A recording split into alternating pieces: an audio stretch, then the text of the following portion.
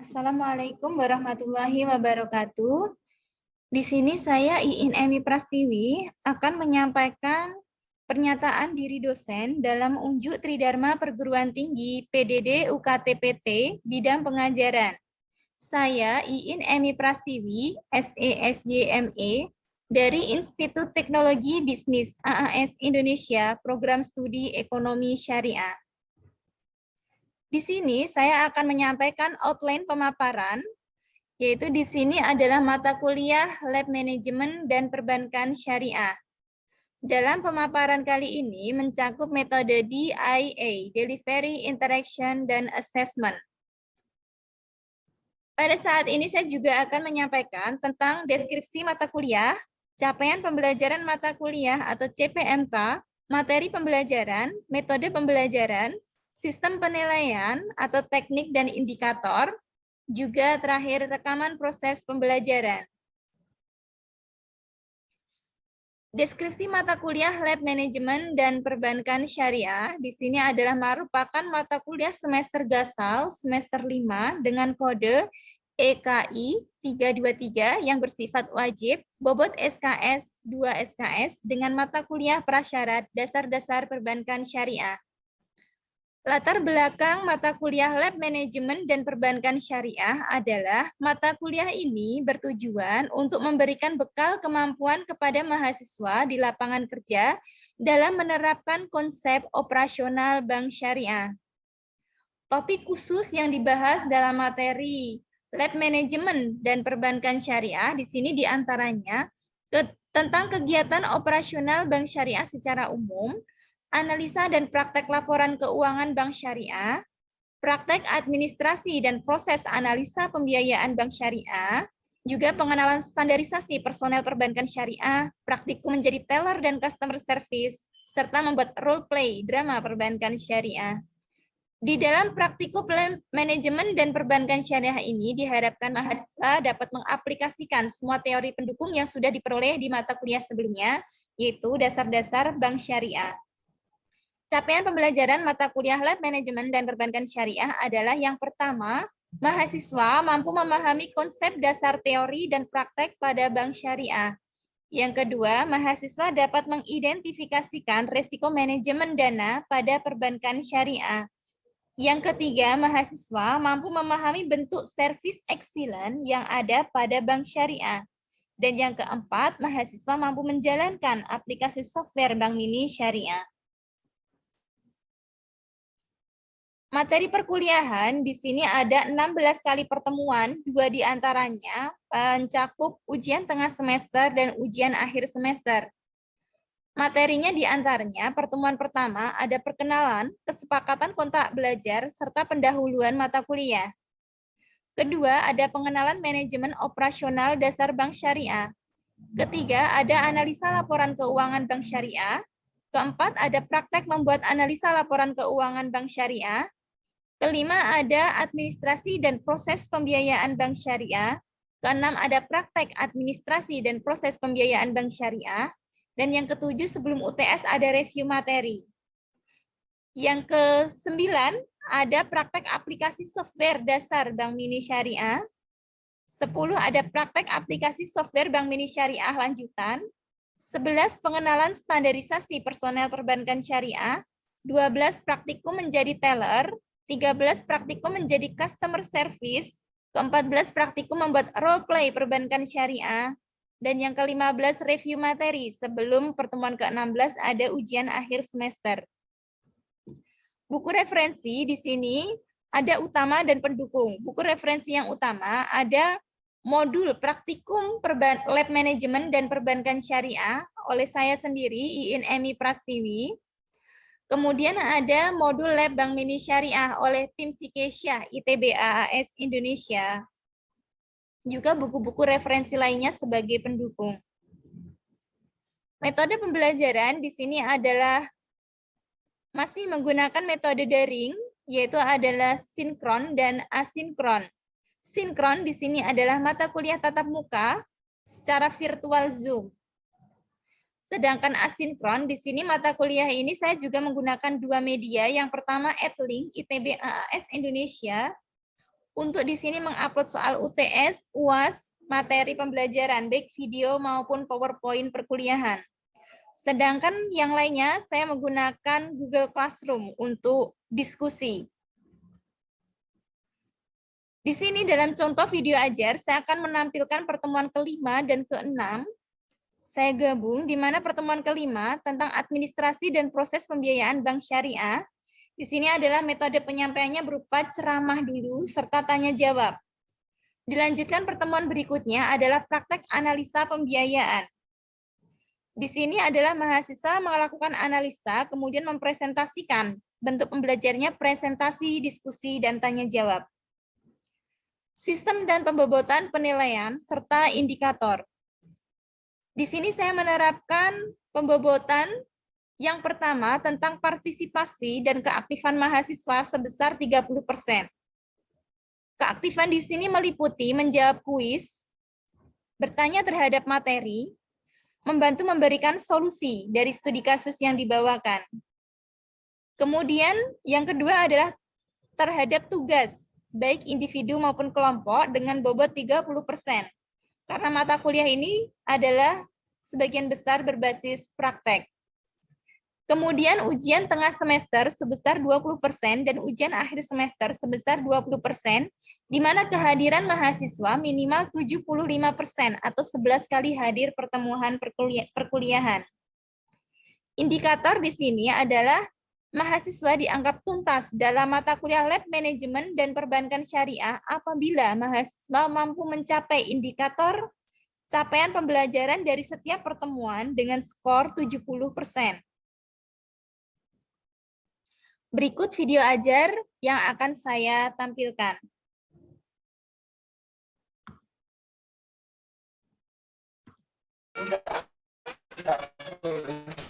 Assalamualaikum warahmatullahi wabarakatuh. Waalaikumsalam warahmatullahi wabarakatuh. Oke, selamat pagi semuanya. Pagi Bu. Di sini langsung aja ya, pada pagi hari ini kita akan melaksanakan perkuliahan Lab Manajemen dan Perbankan Syariah. Di sini sebelum kita memasuki pertemuan kelima tentang administrasi dan proses pembiayaan, di sini saya pengen mengecek materi sebelumnya melalui kuis ya. Kita sebelumnya adalah analisa rasio-rasio keuangan pada bank syariah. Di sini ada rasio yang pertama untuk pembiayaan bermasalah ya. Untuk mengukur pembiayaan bermasalah pada bank itu untuk mengukurnya pakai rasio apa? Ada yang bisa? Saya Bu, non-performing financing Bu, untuk mengukurnya. Iya, betul Mbak Hesti, non-performing financing. Oke Mbak Hesti, sudah saya catat. Oke. Baik, terima kasih. Kemudian kuis yang kedua, untuk rasio profitabilitas pada bank syariah, itu mengukurnya menggunakan apa? Ada yang bisa?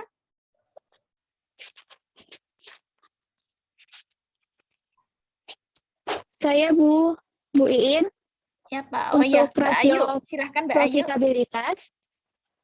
Ya, untuk mengukur rasio profitabilitas ada dua Bu, ROA dan ROE. Untuk ROE, kepanjangan dari return on asset, dan untuk ROE, return on equity. Iya, betul Bu, sekali. ROA return on asset membandingkan laba terhadap aset. ROE itu return on equity, membandingkan laba terhadap modal. Ya, bagus. Sudah saya catat Mbak Ayu. Kemudian langsung ya, kita materi pada hari ini tentang administrasi dan proses pembiayaan. Ini kita secara ceramah ya, metodenya ceramah sama diskusi, nanti ada tanya jawab.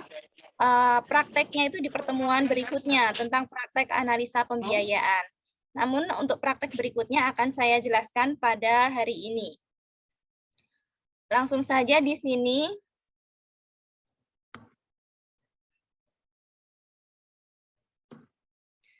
Nah, untuk pertemuan 5 ini tentang administrasi dan proses pembiayaan, di sini capaian pembelajaran mata kuliahnya adalah mahasiswa dapat mengetahui dan memahami administrasi dan proses pembiayaan pada bank syariah. Indikatornya di sini, mahasiswa dapat mengetahui tentang administrasi dan proses pembiayaan, serta mahasiswa dapat menjelaskan masing-masing dari tahap proses pengajuan pembiayaan pada bank syariah. Nanti di pertemuan 6 ini ya, mahasiswa dapat memahami tentang praktek analisa pengajuan pembiayaan. Itu pertemuan pekan depan. Jadi ada kontinuitas antara pertemuan ini dengan pertemuan pekan depan. Langsung saja di sini proses pembiayaan. Di sini ada 6 proses. Proses yang pertama adalah proses pengajuan dan pemeriksaan dokumen legalitas. Di sini misalnya kalau ada nasabah pembiayaan ya, berniat mau mengajukan pembiayaan, datang ke bank syariah, pasti akan di sini ditanya tentang sudah punya tabungan di sini belum, terus kemudian boleh lihat KTP-nya Bapak, Ibu, seperti itu ya. Kemudian baru nanti di sini petugas di sini akan menyodorkan formulir pengajuan pembiayaan. Formulir pengajuan pembiayaan di sini nanti juga akan meminta berbagai identitas, diantaranya di sini adalah KTP, baik suami istri, buku nikah, akta, dan lain sebagainya. Sebentar ya.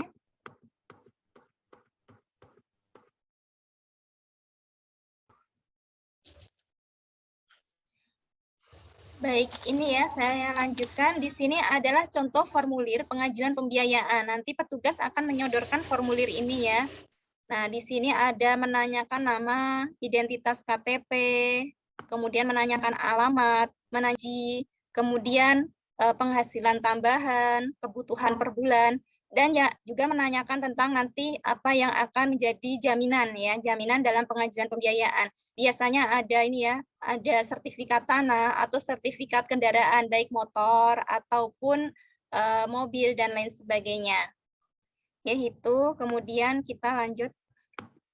Nah ini ya, di sini dari ketika formulir itu sudah diisi, dilengkapi dengan data-data yang dibutuhkan oleh perbankan, langsung ke tahap kedua itu ada pre-screening. Apa itu pre-screening? Di sini adalah didapat dari BI checking ya. BI checking ini salah satunya tentang identitas nasabah. Apakah nasabah itu punya utang di lembaga lain atau pembiayaan di lembaga lain. Kalau masih punya utang dan masih lama jangkanya, ini menjadi pertimbangan apakah nanti layak disetujui atau tidak. Ini contohnya. Apalagi kalau dicek pernah macet ya masuk daftar hitam nasabah, maka di sini juga kemungkinan besar akan mempengaruhi tidak ACC ya di dalam prosedur pengajuan pembiayaan. Kemudian yang berikutnya adalah verifikasi data. Di sini adalah mengecek kebenaran data dari calon nasabah. Nah, di sini salah satunya ceknya adalah dicek betul dari lokasi rumah, disurvei ke rumahnya, kemudian juga dicek lewat BI checking. Itu salah satunya juga masuk dalam tahap verifikasi data ini.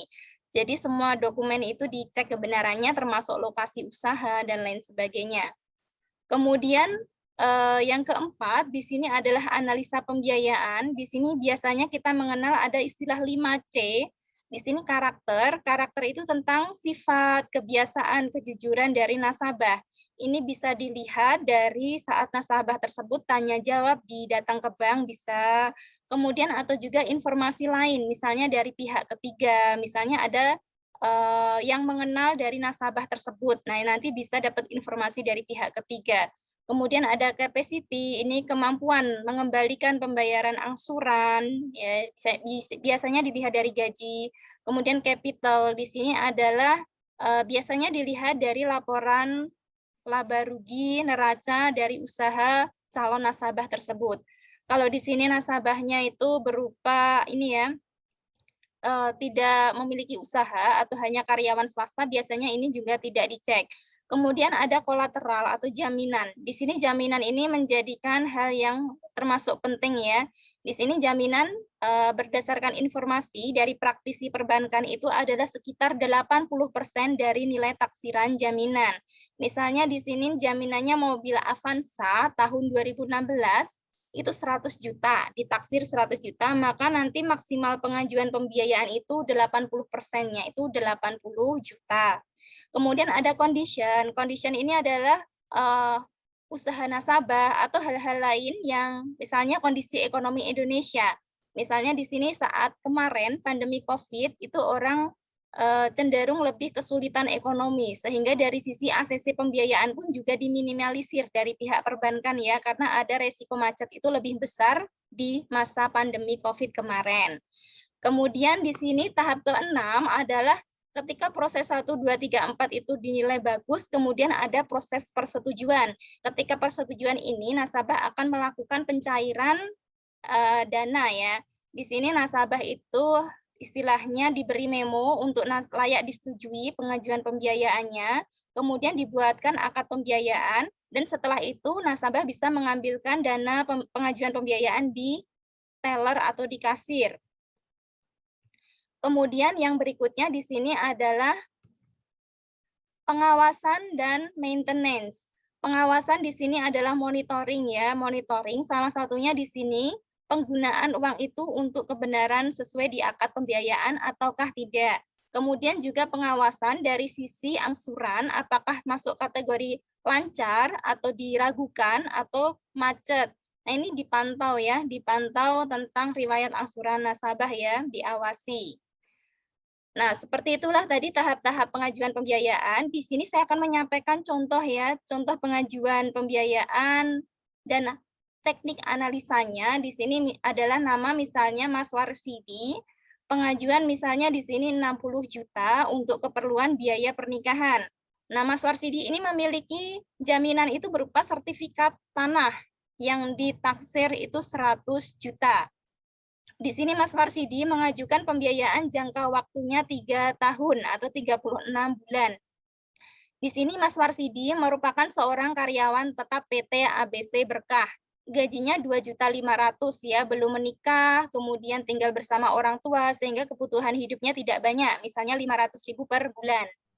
Nah, dari sini kemudian dicek ya kemampuan ya, pokoknya 60 juta dibagi 36 bulan. Nah, ketemunya 1.666.666 rupiah. Kemudian di sini margin atau bagi hasilnya, misalnya 1,5% per bulan, itu kali 60 juta, ketemunya 900.000. Nanti total angsuran Mas Warsidi per bulan 2.566.667. Beban hidup 500.000. Berarti bersihnya sedangkan angsurannya 2.500.000. Nah, kita analisa dari karakter, misalnya Mas Warsidi ini oke ya, nggak ada masalah dari berbagai informasi BI checking maupun pihak ketiga.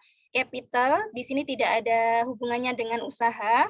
Kemudian capacity, kemampuan angsurnya di sini diragukan, karena penghasilannya itu untuk kemampuan angsur per bulannya itu tidak mencukupi. Kemudian kolateral jaminan oke ya, oke, karena jaminannya sertifikat tanah. Conditionnya ekonomi dikatakan misalnya sedang stabil, ya oke juga. Maka keputusan pembiayaan ini tidak disetujui dulu ya, karena kemampuan angsur itu nasabah untuk 3 tahun masih kurang atau belum mampu untuk diperkirakan mengangsur dan sehingga ada resiko kemacetan.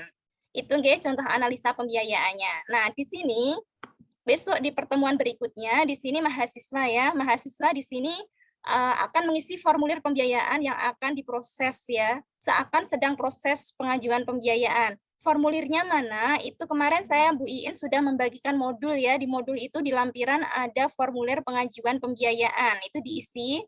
Kemudian formulir pembiayaan yang akan dianalisa ini dibarter dengan temannya. Jadi teman misalnya Mbak Hesti di sini akan mengisi formulir pengajuan pembiayaan. Dari formulir tersebut akan dianalisa oleh Mbak Ayu. Ya, Mbak Ayu. Kemudian Mbak Ayu di sini akan maju mempresentasikan hasil analisa pengajuan pembiayaan dari Mbak Hesti. Itu nggih? Gitu, ya, itu nggih. Iya, Bu. Untuk pertemuan kali ini sudah selesai. Lanjut ya. Di sini saya pengen ada kuis ya, kuis. Di sini dari yang saya jelaskan tadi, mohon maaf sebelum ke kuis saya mau ada ini aja ya. Ada pertanyaan nggak? Pertanyaan dari materi kali ini. Saya Bu Iin. Siapa? Mbak Nina. Monggo Mbak Nina. Ada yang bertanya Nina Mbak mau Nina? bertanya. Ya Bu, semisal kalau saya beli motor lewat bank syariah, itu akadnya apa ya Bu? Terima Beli kasih. motor lewat bank syariah. Oke Mbak Nina, terima kasih. Di sini biasanya kalau beli motor lewat bank syariah itu paling sering menggunakan akad murobahah, Mbak. Jual beli ya. Nanti mekanismenya misalnya Mbak Nina ini pengen motor merek ABC, ya merek ABC, kemudian mengajukan ke bank syariah akan membeli sesuai permintaan Mbak Nina, warnanya putih corak bank syariah. Saat itu kepemilikan motor milik bank syariah. Hari berikutnya, baru bank syariah akan menjual motor merek ABC itu kepada Mbak Nina secara angsuran dengan akad jual beli. Nanti salah satu pasal akad itu akan menjelaskan atau menyampaikan bahwa kami Bank Syariah menjual motor merek ABC secara angsuran kepada Mbak Nina, seperti itu ya, jadi akadnya jual beli. Baik Bu Iin, terima kasih. Iya, ada yang lain, monggo. Saya Bu Iin. Iya, Mbak Hesti, monggo. Saya melakukan pembiayaan di Bank Syariah untuk pembiayaan laptop seharga 3 juta. Iya. Dari jaminan menggunakan jaminan BPKB motor merek Vario, tetapi dari Bank Syariah tidak meng-ACC karena plat Bandung. Mengapa nih Bu Iin? Oh gitu nggih, Mbak. Jadi laptop itu cuma 3 juta, tetapi jaminannya motor itu kan lebih ya Mbak ya sebenarnya ya. Tapi kok nggak ACC gitu ya. Di sini alasan bank syariahnya platnya Bandung. Nah, plat Bandung itu gini Mbak, mungkin dari bank syariah misalnya, kalau angsurannya Mbak Hesti itu macet, otomatis motor itu akan disita oleh bank. Ketika disita oleh bank, di sini untuk membayar pajak motor itu harus ke Bandung. Nah, ini akan susah ya, susah sedangkan kita berdomisili di Surakarta. Jadi di sini untuk jaminan plat Bandung itu bagi pihak perbankan susah ya. Jadi mungkin itu menjadi alasan kenapa pembiayaan itu meskipun jaminannya tinggi tapi tidak ACC. Terima kasih Bu Iin. Cukup. Ada yang bertanya lagi? Tidak, nggih? Tidak. Saya langsung ke kuis. Tahapan administrasi dan proses pengajuan pembiayaan pada bank syariah ada? Saya Bu Iin. Oke, Mbak Esti, monggo silahkan. Proses pengajuan pembiayaan di lembaga keuangan syariah sebagai berikut. Yang pertama, proses pengajuan dan pemeriksaan dokumen legalitas. Yang kedua, pre-screening. Yang keempat, analisis pembiayaan. Yang kelima, proses persetujuan dan pencairan. Yang kelima, pengawasan dan maintenance pembiayaan. Oke, ya betul ya. Terima kasih dari Mbak Hesti. Ini ya, tadi sudah mudah dipahami bagaimana tahap-tahapannya sudah disebutkan dengan baik dan jelas. Baik, itu ya untuk pertemuan kali ini sudah selesai. Sampai bertemu pekan depan. Dikerjakan untuk ini ya, tugas analisa pengajuan pembiayaan dari mengisi formulir yang sudah ada di modul praktikum lab manajemen dan pembiayaan syariah. Kemudian nanti pekan berikutnya kita akan menganalisa ya, presentasi analisa dari masing-masing pengajuan pembiayaan dari mahasiswa. Terima kasih untuk pertemuan kali ini. Saya tutup dulu. Wassalamualaikum warahmatullahi wabarakatuh. Waalaikumsalam warahmatullahi wabarakatuh.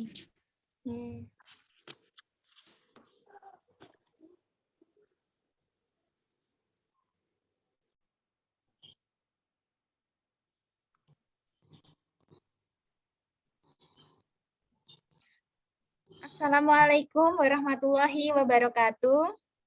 Waalaikumsalam. Waalaikumsalam warahmatullahi wabarakatuh. Selamat pagi semuanya. Pagi Bu. Pagi Bu Iin. Pagi, sehat? Alhamdulillah sehat Bu. Sehat, alhamdulillah. Kita bertemu lagi di hari ini dalam mata kuliah Lab Manajemen dan Perbankan Syariah. Kita pertemuan ke-6 ya. Pada pagi hari ini kita ada praktek analisa pembiayaan bank syariah. Kemarin mahasiswa ini ya sudah mengisi seakan-akan mahasiswa itu mengajukan pembiayaan. Kemudian mahasiswa temannya yang lain analisa dan akan mempresentasikan. Nah, di sini tadi tugasnya Mbak Sukma ya, Sukma Dwi Nurbaiti sudah dikirim ke saya, juga teman-teman yang lain. Di sini Mbak Sukma, nanti saya persilahkan untuk presentasi yang pertama ya. Di sini sebelumnya, saya ingin membacakan capaian pembelajaran mahasiswa dapat mengetahui dan memahami administrasi dan proses pembiayaan pada bank syariah. Nah, di sini mahasiswa di sini dapat memahami analisa tentang pengajuan pembiayaan pada bank syariah ya. Analisanya itu bagaimana? Nah, di sini silahkan dari tugas presentasi analisa pembiayaan. Yang pertama dari Mbak Sukma. Ini saya share screen karena kemarin sudah dikirim ya. Ya, Mbak Bu. Sukma ready? Ready. Monggo dipersilahkan untuk presentasi. Baik, di sini saya akan mempresentasikan tugas praktek analisa pembiayaan Bank Syariah, Lab Manajemen, dan Perbankan Syariah. Oke.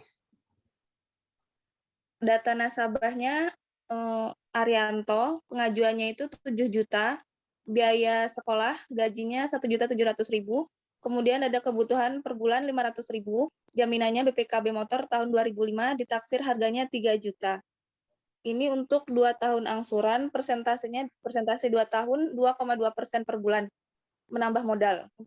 Kelebihan. Kemudian analisa karakter, Mas Arianto hidup bersama orang tua, belum menikah, kemudian tidak ada tanggungan keluarga, dikenal tetangga baik, pengakuan Mas Ari tidak ada angsuran di lembaga lain. Cek BI checking, tidak ada angsuran di lembaga lain.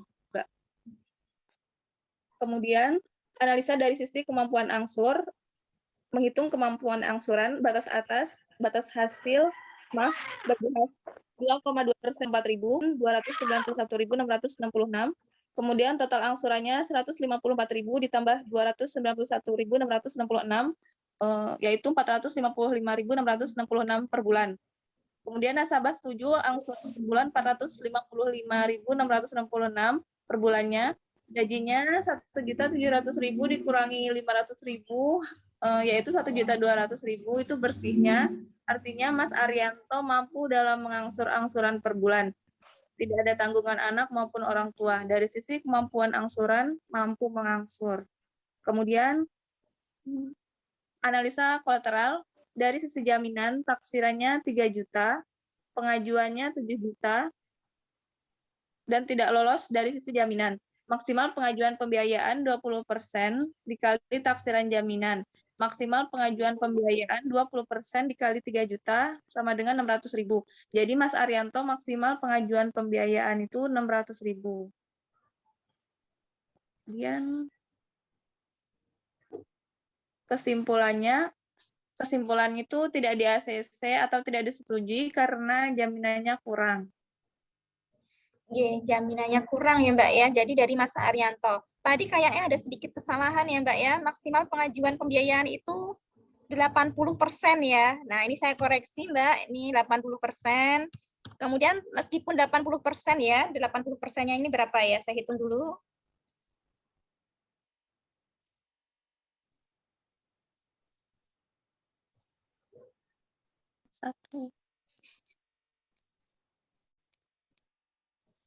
Ada 2.400.000 ya. Jadi maksimal pengajuan pembiayaan dengan jaminan 2.400.000.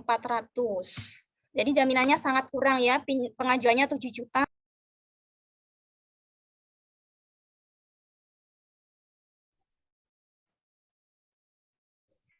Baik, untuk pertemuan kali ini ada yang bisa menyimpulkan?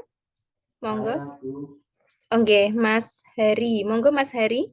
Baik, terima kasih ya teman-teman semuanya. Saya ingin menyimpulkan apa yang dibicarakan Bu In tadi. Yang pertama yaitu karakter, atau pada intinya yaitu suatu kebiasaan tentang karakter seseorang. Kemudian capacity ya, yaitu kemampuan mengembalikan sebuah pembiayaan. Bisa dilihat dari gaji nasabah. Kemudian kapital atau modal yang diperlukan oleh nasabah. Kemudian yang keempat yaitu kolateral atau jaminan, biasanya menggunakan BPKB atau sertifikat tanah. Kemudian yang terakhir yaitu condition atau suatu keadaan perekonomian, misalnya terjadi inflasi atau karena sebuah pandemi. Seperti itu. Terima kasih Bu Iin. Terima kasih Mas Heri. Tadi sudah disimpulkan, cukup pada pertemuan kali ini. Langsung saja saya tutup. Wassalamualaikum warahmatullahi wabarakatuh.